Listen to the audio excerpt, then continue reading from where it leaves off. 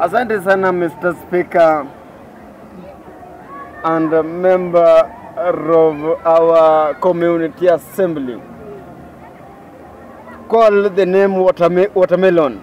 Ni mtu mnyonge ambapo hawezi akafikiza mtu mali. Especially yesterday nilisikia kwamba ukiongea mambo fulani pale ya kwamba wakati wa muziki pale nyuma. Inamaanisha kwamba wakati ambapo tumeketi pale na usiku imeingia, huyo mtu anaweza akakutoroka wakati yote na kutoroka. That is the name of watermelon, because watermelon ni dhaifu. That's why unapoikulanga. Sasa wewe I think ya kwamba kila mtu hapa amewahi kuikula, inakuanga melon, inakuanga smart. Point of order. Point of order. Thank you so much, Honorable Member. Okay, to my understanding, watermelon ni matunda ingine tamu sana. Nani hajawahi onja? And the term watermelon in politics was introduced by one Raila Amolo Odinga. He referred to Kalonzo Musyoka as watermelon simply because watermelon is so much greenish outside, but inside reddish, which means usipoiangalia vizuri you cannot understand it, right? You cannot understand it. If you apply it in politics, utapata ya kwamba okay, it is somebody whom you might think is your close ally in politics. Maybe it's your close ally during the daytime, but during the night hours is no longer with you.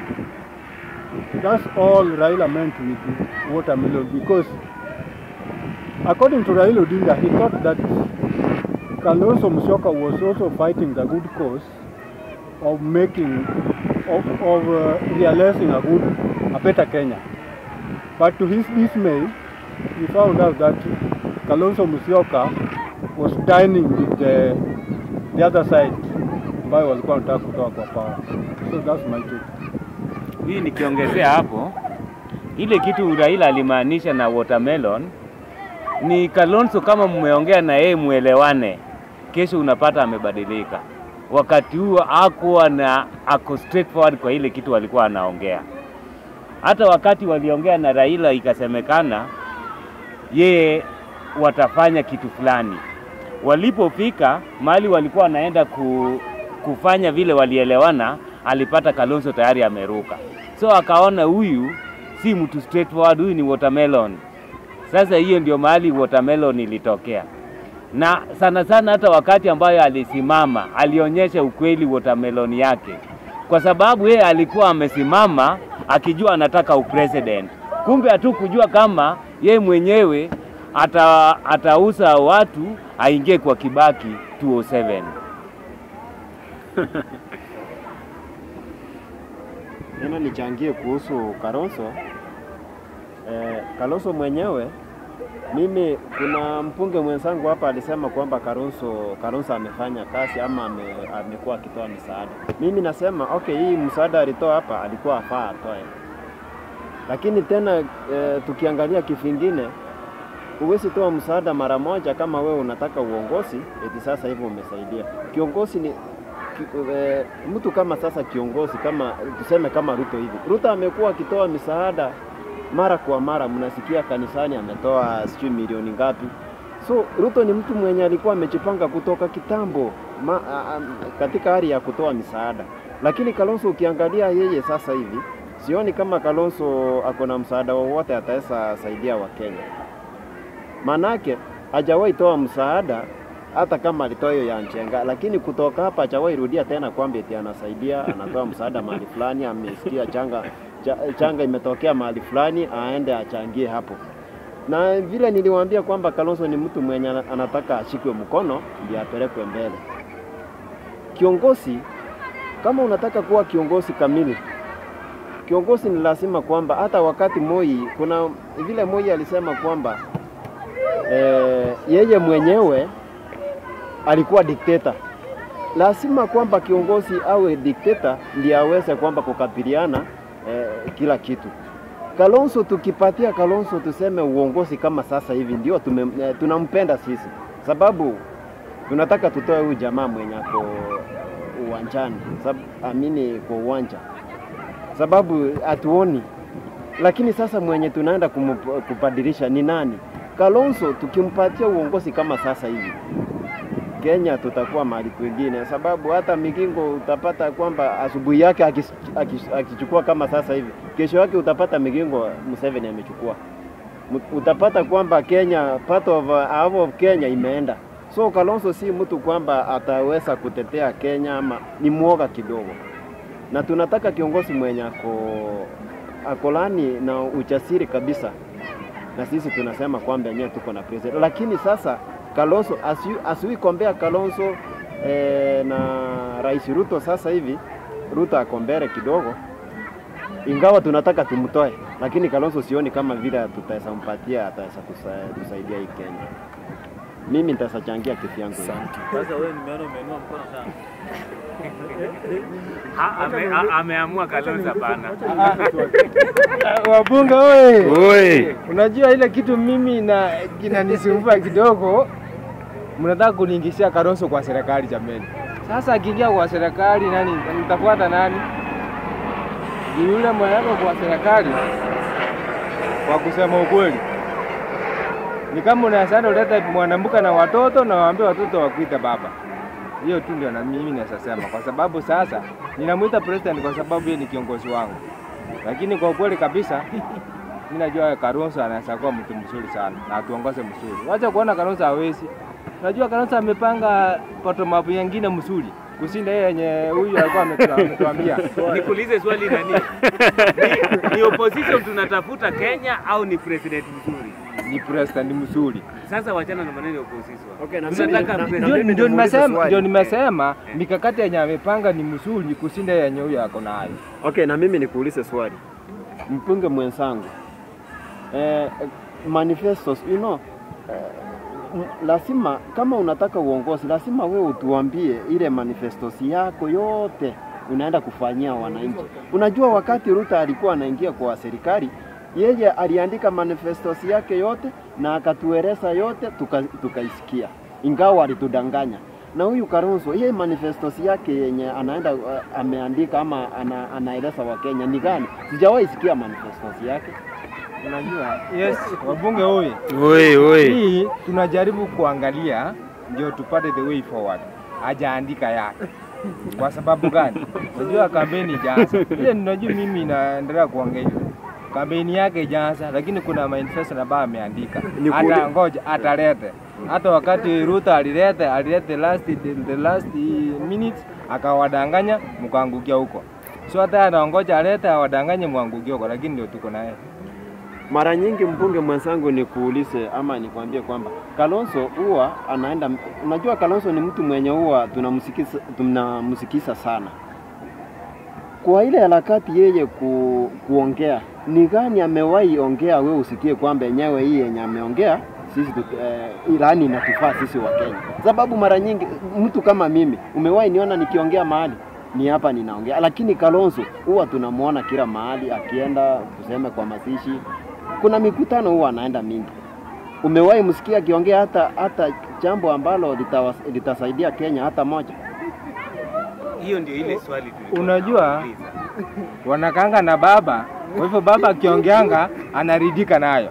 Lakini raundi hii Asaja kwa peke yake. Ngoja. Wewe wabunge oye. Sasa raundi hii ni peke yake na hata tupatia. Ameongea nini? Ataongea.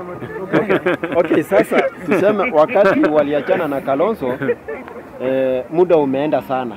Na mara nyingi tumemwona akisimama akiongea. Mara nyingi anaongea kwamba Raila manifestos yake ni kwamba Raila amemgeuka ama amegeuka wa Kenya. Hiyo ndio manifestos yake. Mbona anaongea hivyo wakati yeye anaongea? Mbona hawezi sema lake? Ndio maana mimi nimekuambia kwamba ama nimewaambia wapunge wenzangu kwamba Kalonzo needs to be supported. So if he needs to be supported, why should we, mbona tuangalie kwa yule mtu ambaye anataka asapotiwe? Sisi tunataka mtu mwenye lani atasupport wa Kenya na ataweza kuokoa Kenya. Hatutaki mtu mwenye kwamba yeye ni mpole, yeye ni hajawahi fanya ufisadi, hajawahi tangazwa mahali fulani. Tukiangalia, mimi vile niliwaambia kwamba Kalonzo alisaliti wa Kenya wakati wa 2007. Kalonzo aliweza kuchangia sana mambo ya ICC, kutoa watu wa ICC. Sasa wangekuwa huko Kenya, tungekuwa na rais mwenye sisi tunachifunia. Umeona? So Kalonzo hata tukipatia yeye urais, kuna vitu zingine ameficha ndani, ataweza kuenda kufanya nini? Kusaliti Kenya. So Kalonzo is very down to be elected as a president of Kenya. Ndugu yangu, nize kitu kimoja alafu nipiane mic. Umesema alichangia 27 kutoa watu ndani. Yeye okay. Si umeniulizia swali. Wabunge wenzangu, nani ajui kwamba wakati wa 27 crisis, wakati Kalonzo alikuwa president, Kibaki alikuwa anamtuma kichini, mlimuona akienda nchi za ng'ambo kwenda kuongea mambo ya ICC, kwenda kuongea kwa mambo ya Ruto na Uhuru. Aliwaokoa. Alikuwa anaenda kuwatetea kwamba hakuna vile walifanya, hakuna ubaya wote walifanya. Alikuwa anatumwa huko. Wasifungwe jela. Wangefungwa. Alafu hii tena amechangia hapa tena mnasema ni mbaya. So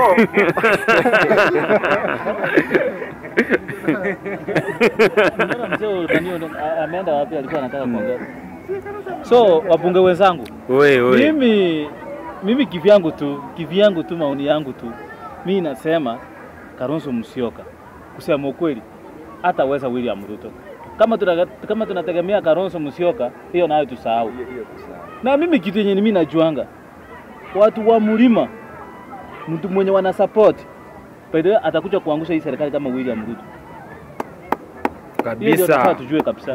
So Kalonzo Musyoka yeye angekuwa mtu mzuri, lakini saa hii I think amekuwa mzuri juu ameingia kwa serikali. Hiyo tu ndio nampenda. Kwa saa hii ameingia kwa serikali, ameachana mambo. Hata juzi amesema jana kama sio kama mliona, alisema ameachana mambo ya Gachagua. Sasa saa hii hata dinner. Unajua hakuna mahali penye Raila Amolo Odinga amewahi kaa Kalonzo Musyoka akosa huko. Hiyo nayo tusahau. Hiyo nayo tusahau. So acha tujipanga, acha tuseme aje tungejipanga tu speaker, tungejipanga tu 2027 hadi 2032. At least sasa kama ni Kalonzo huyo tutafute Kalonzo. Lakini kwa saa hii Kalonzo ni haitaweza. Kalonzo ni ule. Sasa kama Kalonzo tuseme ni ule Kalonzo mwenye amesaliwa tuseme kwa leo tungesema ni Well, thank you so much, Mr. Speaker. Honorable member. Yeah. Which means according to you, inafaa tuweke Kalonzo Musyoka katika kaburi la sahau. Kifu yangu nasema Kalonzo naye hataweza. Kwa William Ruto, Kalonzo. Hata nikuulize mzee swali. Raila yeye ndio Raila Amolo Odinga. Yeye ndio tunachuanga hii Kenya, mtu mwenye anapewa kura na apiti. Anapewa lakini apiti. Na Kalonzo ni mtoto wake nyuma. Atapitia wapi? Thank you. I think that even William Ruto was a student to Raila Odinga. Yeah. Why even if Stephen Kalonzo Musyoka can just take the mantle? Ujasiri. Unajua William Samoei Ruto ujasiri. Ni mtu mwenye kitu ya kwanza haogopi. William Ruto haogopi kitu ya kwanza. William Ruto kama anajuanga ni mbaya. Na William Ruto amesoea uchanja mingi.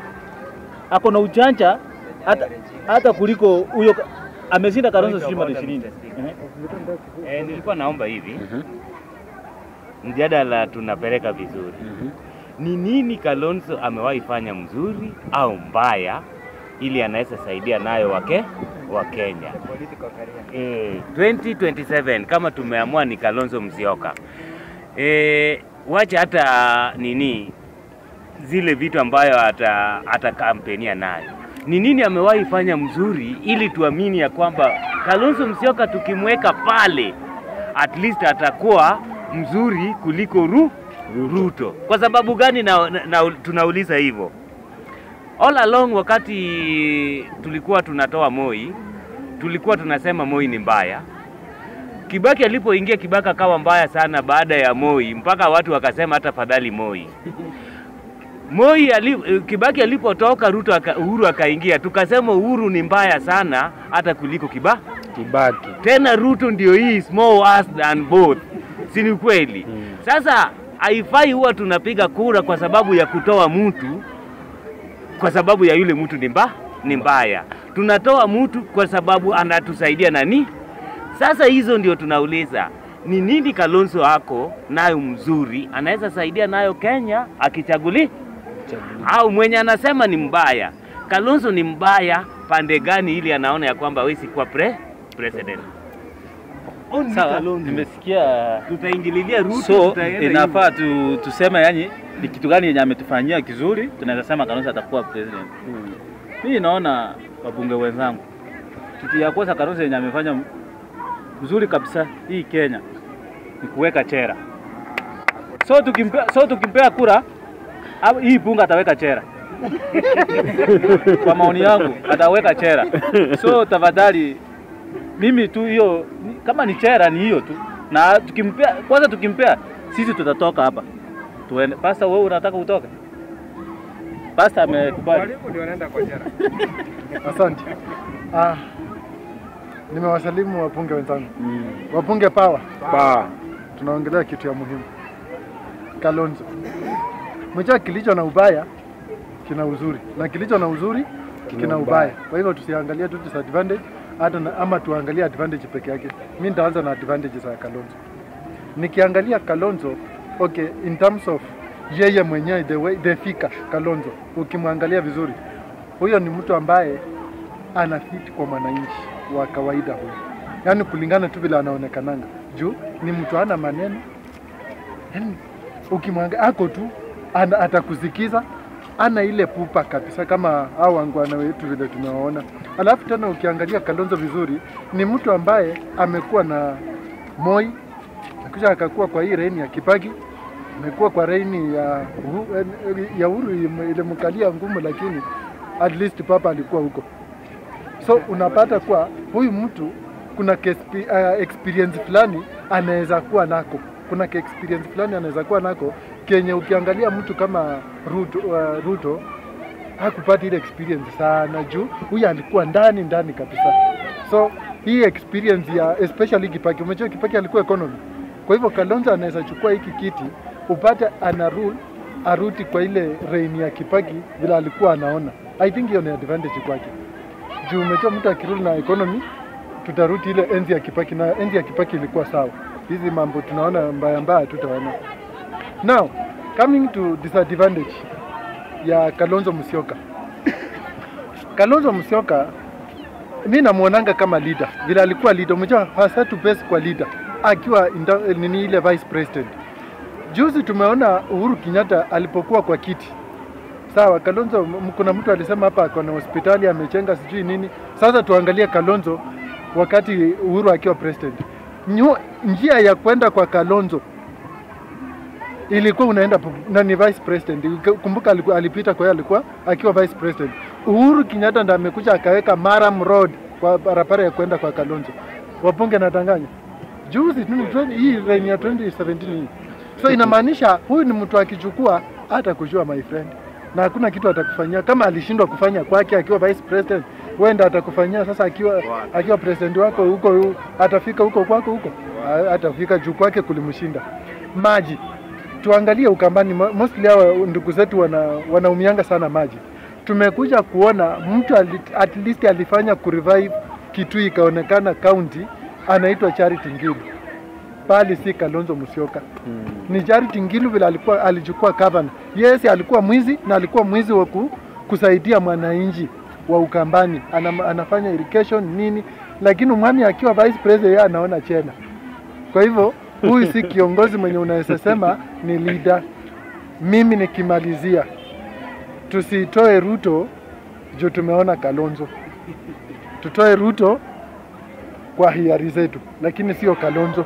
Kalonzo atakuwa, in fact Kenya itaanguka. Ninarudia hiyo statement, itaanguka. Itazimia. Nani ako na maoni ingine? Nani ako na maoni? Kama maoni imeisha,